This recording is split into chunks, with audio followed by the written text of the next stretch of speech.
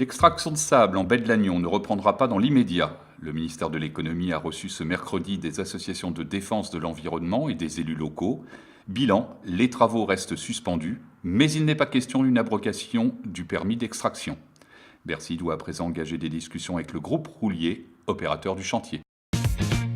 Pour prendre date, le SPACE se tiendra du 12 au 15 septembre. C'est le ministre de l'Agriculture, Stéphane Travert, qui inaugurera le salon de l'élevage rennais. Il ne sera pas seul, 100 000 personnes au moins sont attendues, dont 15 000 étrangers de plus de 120 pays, et au total, 1440 exposants seront présents. Cette année, l'accent sera mis sur la robotisation. Une aventure insolite. Lucas Borne et Tom Morisseau achèvent leur descente du Blavet entre Pontivy et Hennebont, entamée le 18 août dernier. Leur monture, un radeau construit de toutes pièces. Une monture qui peut aller loin, elle leur a permis de parcourir 60 km à raison de 5 km par jour. Du travail loisir, c'est la destinée d'un bateau amarré à Lorient.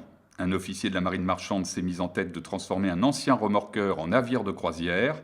L'Arsmael, long de 18,50 m, abritera 3 cabines tout confort, un bar et une terrasse. Dès le printemps prochain, il permettra à 9 personnes de connaître les plaisirs de la mer.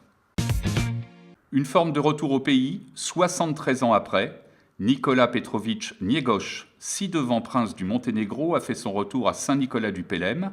C'est dans cette commune costarmoricaine qu'il a vu le jour.